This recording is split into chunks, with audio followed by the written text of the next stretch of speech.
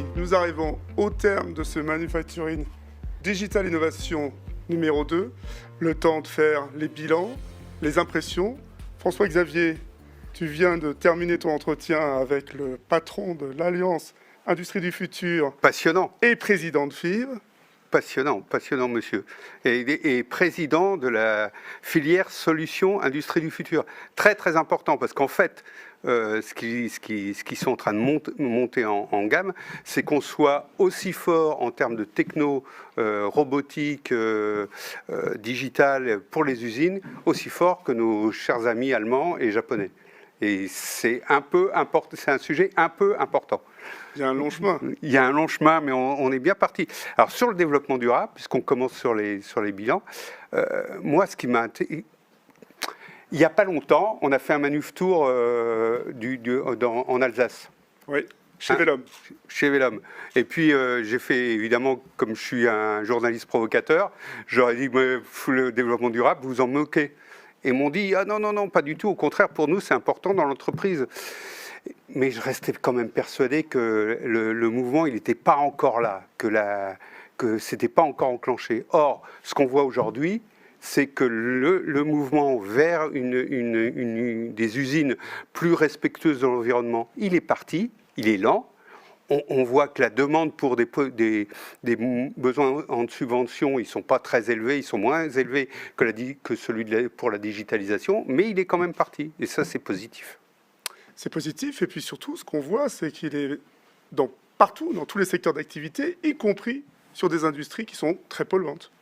Ou des industries qui sont très niche, artisanales, comme Buffet Crampon. Comme Buffet Crampon.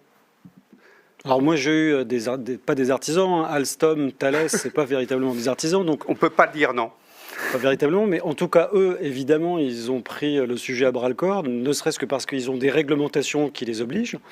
Mais Véronique Andriès et puis la personne dont j'ai oublié le nom, Corinne Molina, qui fait partie d'un groupe industriel aussi important, elle le disait, ils ont aussi un rôle de précurseur, non seulement parce que leurs clients sont avertis et exigeants sur cet aspect environnemental, mais aussi parce que leurs propres salariés y trouvent un intérêt. Ils doivent embaucher, ils doivent trouver des savoir-faire, des compétences.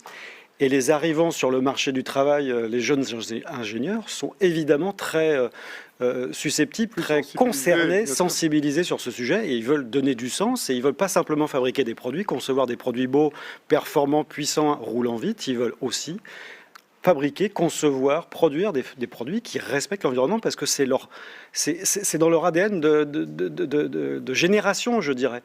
Ils ont été formés à ça, ils ont envie de donner un sens à leur activité au quotidien et c'est un sens qui est évident, protéger l'environnement.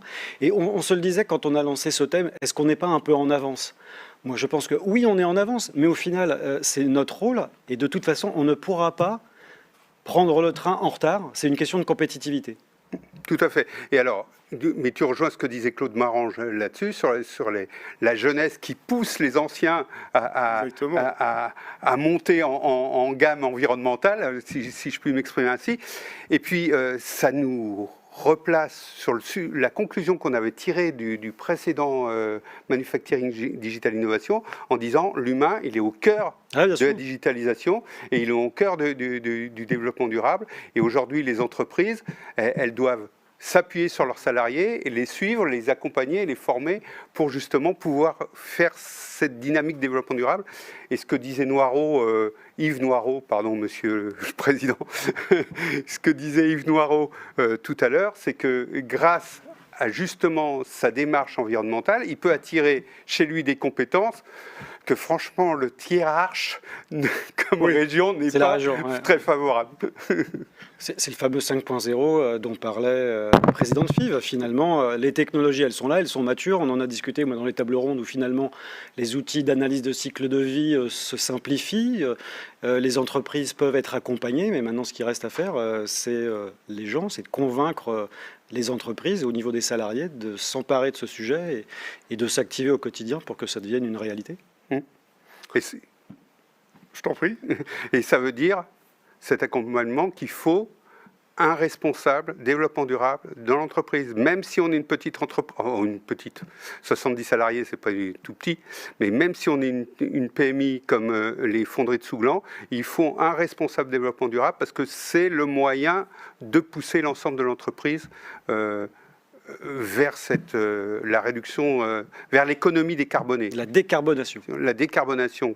Et Laetitia Boucher d'Interface nous a montré une entreprise qui était vraiment très très en avance et a montré vraiment la voie de ce qu'il faut faire en matière de développement durable. Et Madame Molina que tu recevais sur ton plateau de Madère Group disait qu'elle avait beaucoup de mal à convaincre les acheteurs des grands groupes sur sa politique d'environnement durable. Mais par contre, en face d'elle, elle a des responsables techniques qui, eux, y vont à fond. Bien sûr. Donc il y a encore un peu de pédagogie, je pense, à faire. Mais c'est du côté des finances. C'est-à-dire, dès qu'on touche à l'argent, on va y aller, mais doucement. C'est parce que c'est valable pour les acheteurs, parce que les acheteurs, ils se disent, si vous investissez dans l'environnemental, vous allez devoir augmenter les prix de vos produits, donc évitons. Et puis c'est valable aussi du côté des autres clients qui ne veulent pas recycler. C'est ce qu'ils expliquaient dans le bâtiment, on le voit très bien. Vous allez en province, vous baladez dans la nature, vous voyez où sont passés les déchets. Ils ne sont pas franchement dans les centres de récupération. En tout cas, je pense qu'on a eu intérêt, même si nous on était, comme tu le disais, un peu en avance de phase, à monter ce sujet pour l'édition numéro 2 de Manufacturing Digital Innovation. Je pense qu'on en reparlera de développement durable, assurément, parce qu'on n'est qu'au début de l'histoire. Et si j'en juge par les nombreux internautes qui nous ont accompagnés tout au long de ces 5 heures de programme, ils étaient nombreux, puisqu'on est monté à un certain moment jusqu'à près de 300 auditeurs, il y a une véritable appétence et un intérêt pour le sujet. Donc, on y reviendra assurément. Un mot de conclusion ? L'humain, exactement ce que tu disais. En fait, on a parlé beaucoup de technologie, mais à chaque fin de table ronde et à chaque fin d'intervention, y compris le président de FIV, ce qui compte, c'est l'humain. Donc, la technologie, c'est plus un problème, c'est une solution, mais derrière cette solution, c'est l'humain. Pareil. Bien, nous arrivons là, cette fois-ci, vraiment au terme de notre programme. Merci d'avoir été nombreux à nous suivre. Je voudrais remercier également nos partenaires, sans qui cette opération n'aurait pas été possible, tout simplement. 9 Altitudes, ex-AD Ultima, le CETIM, Dassault Systèmes, PTC et Top Solid.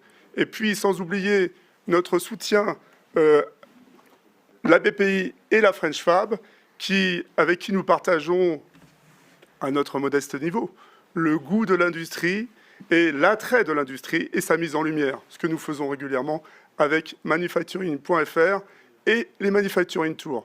Enfin, at least but not the least, je voudrais remercier toute l'équipe de Simax et nos collaborateurs et partenaires externes, mais néanmoins réguliers, les équipes de production 44, évidemment, sans qui cette réalisation n'aurait pas été possible, tous les collaborateurs de Simax, Sophie Valsin, Agnès Laurent, Naïma Pinguet. Voilà, merci à tous, merci à vous auditeurs et à très bientôt. Bon après-midi.